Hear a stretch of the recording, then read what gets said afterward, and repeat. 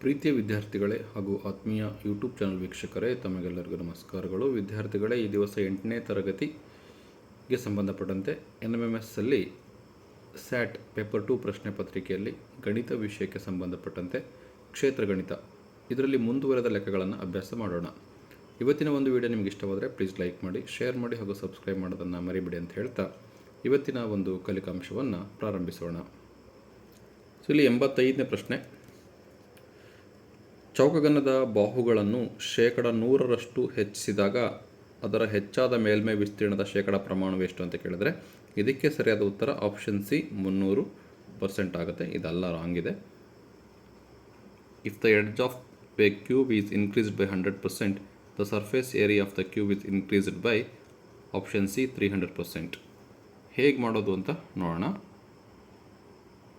85ನೇ ಪ್ರಶ್ನೆಗೆ ಉತ್ತರವನ್ನು ನೋಡೋಣ. ಚೌಕಗನದ ಬಾಹುಗಳನ್ನು 100% ಹೆಚ್ಚಿಸಿದಾಗ ಅದರ ಹೆಚ್ಚಾದ ಮೇಲ್ಮೈ ವಿಸ್ತೀರ್ಣದ ಶೇಕಡ ಪ್ರಮಾಣ. ಸೊ ಚೌಕಗನದ ಪೂರ್ಣ ಮೇಲ್ಮೈ ವಿಸ್ತೀರ್ಣದ ಸೂತ್ರ 6a². ಇಲ್ಲಿ ಚೌಕಗನದ ಒಂದು ಬಾಹು ಎ ಆಗುತ್ತೆ. 100% ಹೆಚ್ಚಿಸಿದಾಗ ಚೌಕಗನದ ಬಾಹು ಏನಾಗುತ್ತೆ? a + a 2a ಆಗುತ್ತೆ.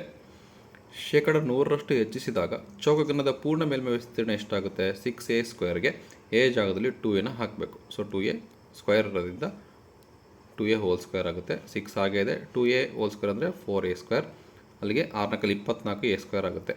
ಸೊ ಇಲ್ಲಿ 24a²ಅಲ್ಲಿ ಹೆಚ್ಚಾದ ಭಾಗ ಎಷ್ಟು ಅಂತ 24a² ಅದರಲ್ಲಿ -6a² ಕಳಿಬೇಕು. ಇದು ಮೂಲ 100% ಹೆಚ್ಚಾದಾಗ 24a² ಆಗುತ್ತೆ. ಸೊ ಹೆಚ್ಚಾಗಿದ್ದೆಷ್ಟು ಅಂದರೆ 18a² ಹೆಚ್ಚಾಗುತ್ತೆ. ಸೊ ಇದನ್ನು ಹೆಚ್ಚಾದ ಮೇಲ್ಮೈ ವಿಸ್ತೀರ್ಣ 100%ಗೆ ಎಷ್ಟಾಗುತ್ತೆ ಅಂತ 18a²ನ 6a² ಭಾಗಿಸ್ಬೇಕು, ಇಂಟು 100 ಮಾಡಬೇಕು. ಆವಾಗ ನಮಗೆ a² ಕ್ಯಾನ್ಸಲ್ ಆಗುತ್ತೆ. 6 × 3 18, 3 × 100 3 × 100 300% ಆಗುತ್ತೆ. ಸೊ ಹಾಗಾಗಿ answer option C 300% is the right answer. 88ನೇ ಪ್ರಶ್ನೆ. ಆಯತಾಕಾರದ ಜಮೀನಿನ ಉದ್ದ ಮತ್ತು ಅಗಲಗಳ ಅನುಪಾತವು 5:4 ಮತ್ತು ವಿಸ್ತೀರ್ಣವು 500 m² ಆಗಿದೆ. ಹಾಗಾದರೆ ಜಮೀನಿನ ಸುತ್ತಳತೆ ಎಷ್ಟಾಗುತ್ತೆ ಅಂತ ಕೇಳಿದರೆ so answer option C 90 meter ಆಗುತ್ತೆ.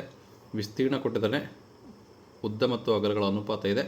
ಸೊ ಇವುಗಳನ್ನು ಬಳಸ್ಕೊಂಡು ಜಮೀನಿನ ಸುತ್ತಳತೆ ಕಂಡುಹಿಡಿಯಬೇಕು. ಆನ್ಸರ್ ಆಪ್ಷನ್ ಸಿ ಬರುತ್ತೆ. ಹೇಗೆ ಬರುತ್ತೆ ಅಂತ ನೋಡೋಣ. ಸೊ ಉದ್ದ ಅನುಪಾತ ಅಗಲ 5:4 ಕೊಟ್ಟಿದ್ದಾರೆ. ನಾನು 5x:4x ಅಂತ ಬರ್ಕೊಂಡಿದ್ದೀನಿ. ಸೊ ಆಯತದ ವಿಸ್ತೀರ್ಣ ಕಂಡುಹಿಡಿಯೋ ಸೂತ್ರ ಗೊತ್ತು ನಮಗೆ, L × B. ಸೊ ಆಯತದ ವಿಸ್ತೀರ್ಣ ಕೊಟ್ಟಿದ್ದಾರೆ 500 = L ಅಂದರೆ 5x × B ಅಂದರೆ 4x. 5x ಅನುಪಾತ 4x ಇರೋದ್ರಿಂದ Lಗೆ 5x, Bಗೆ 4x ತಗೊಂಡಿದ್ದೀನಿ. 500 ಆಗೇ ಇದೆ. 5 × 4 20, x × x x². ಸೊ 500ನ 20ರಿಂದ ಡಿವೈಡ್ ಮಾಡಿ 25 ಬರುತ್ತೆ. 0 0 ಕ್ಯಾನ್ಸಲ್ಲು. 2 2 4, 1 ಉಳಿತು, 2 5 10 25. x² = 25 ಆದರೆ x = 5 ಆಗುತ್ತೆ. ಸೊ L = 5x, 5 × 5 25 ಮೀಟರ್ ಉದ್ದ ಆಗುತ್ತೆ. B = 4x, 4 × 5 20 ಮೀಟರ್ ಅಗಲ ಆಗುತ್ತೆ. ಉದ್ದ ಅಗಲ ಸಿಕ್ತು. ಇವುಗಳನ್ನು ಬಳಸ್ಕೊಂಡು ನಾವು ಆಯತದ ಸುತ್ತಳತೆನ ಕಂಡುಹಿಡಿಯೋಣ. ಜಮೀನಿನ ಸುತ್ತಳತೆ = 2 L + B ಇದು ಫಾರ್ಮುಲಾ. 2 L ಅಂದರೆ 25, B ಅಂದರೆ 20, 25 + 20 45, 45 90. So answer option C 90 meter ಆಗಿದೆ. ಸೊ ಇದು 88ನೇ ಪ್ರಶ್ನೆಗೆ ಉತ್ತರ ಆಗಿದೆ ವಿದ್ಯಾರ್ಥಿಗಳೇ. ಪ್ರಶ್ನೆ 89. ವಜ್ರಾಕೃತಿಯ ಸುತ್ತಳತೆಯು 100 ಸೆಂಟಿಮೀಟರ್ ಮತ್ತು ಅದರ ಒಂದು ಕರ್ಣವು 14 ಸೆಂಟಿಮೀಟರ್ ಆದಾಗ ವಜ್ರಾಕೃತಿಯ ವಿಸ್ತೀರ್ಣ ಎಷ್ಟು ಅಂತ. ಒಂದು ಕರ್ಣ ಕೊಟ್ಟಿದ್ದಾರೆ 14 ಸೆಂಟಿಮೀಟರು, ಸುತ್ತಳತೆ ಕೊಟ್ಟಿದ್ದಾರೆ 100 ಸೆಂಟಿಮೀಟರ್ ಇದೆ, ವಿಸ್ತೀರ್ಣ ಕೇಳಿದ್ದಾನೆ. ಸೊ ವಜ್ರಾಕೃತಿಯಲ್ಲಿ ಎಲ್ಲ ಬಾಹುಗಳು ಸಮನಾಗಿರೋದ್ರಿಂದ 100ನ್ನು 4ರಿಂದ ಭಾಗಿಸಿದರೆ ಎಲ್ಲ ಬಾಹುಗಳ ಅಳತೆ ಸಿಗುತ್ತೆ. ಅವುಗಳನ್ನು ಬಳಸ್ಕೊಂಡು ನಾವು ಒಂದು ಕರ್ಣ ಕೊಟ್ಟಿದ್ದರೆ ಇನ್ನೊಂದು ಕರ್ಣವನ್ನು ಕಂಡುಹಿಡಿಬೋದು. ಅದಾದಮೇಲೆ ವಜ್ರಾಕೃತಿಯ ವಿಸ್ತೀರ್ಣ ಸೂತ್ರವನ್ನು ಹಾಕಿದರೆ ಆಪ್ಷನ್ ಸಿ 336 cm² ಉತ್ತರ ಬರುತ್ತೆ. ಲೆಕ್ಕ ಮಾಡೋದು ಹೇಗೆ ಅಂತ ನೋಡೋಣ. ಸೊ ವಜ್ರಾಕೃತಿಯ ಸುತ್ತಳತೆ = 4a. ಸುತ್ತಳತೆ ಕೊಟ್ಟಿದ್ದಾರೆ 100 ಅಂದರೆ 4 ಬಾಹುಗಳು ಸಮನಾಗಿದೆ, ಹಾಗಾಗಿ 4a. 100 = 4a. ಸೊ 100/4 ಆಗುತ್ತೆ. ಈ ಕಡೆ ಬಂದರೆ ಡಿವೈಡ್ ಆಗುತ್ತೆ. ಸೊ 100ನ್ನು 4ರಿಂದ ಭಾಗಿಸಿ 25 ಬರುತ್ತೆ. a = 25. ಪ್ರತಿ ಬಾಹು 25 ಆಗಿದೆ. ಒಂದು ಕರ್ಣ 14 ಇದೆ. ಡಿ ಇಂದ ಸಿ 14 ಅಂದರೆ ಡಿವೈಡ್ ಮಾಡಿದರೆ ಇದು 7 ಆಗುತ್ತೆ. ಹಾಗೆ ನಾವು ಎ ಇ ಕರ್ಣ ಎಷ್ಟಿದೆ ಅಂತ ಕಂಡುಹಿಡಿಯಬೇಕು. ಸೊ ತ್ರಿಭುಜ ಎ ಬಿ ಸಿಯಲ್ಲಿ ಎ ಬಿ ಸಿ ತ್ರಿಭುಜ ತೊಗೊಂಡ್ರೆ ಪೈಥಾಗೊರಸ್ ಥಿಯರಮನ್ನು ಅಪ್ಲೈ ಮಾಡಿದರೆ ನಮಗೆ ಎ ಬಿ ಸಿಗುತ್ತೆ. ಎ ಬಿ ಎಷ್ಟಿರುತ್ತೆ, ಬಿನೂ ಸಹ ಅಷ್ಟೇ ಇರುತ್ತೆ. So A C square is equal to A B square plus B C square ಹಾಕಿ, ಎ ಸಿ ಅಂದರೆ 25 ಸ್ಕ್ವೇರ್, ಎ ಬಿ ಅಂದರೆ ಗೊತ್ತಿಲ್ಲ, ಸೊ ಬಿ ಸಿ ಅಂದರೆ 7 ಸ್ಕ್ವೇರ್.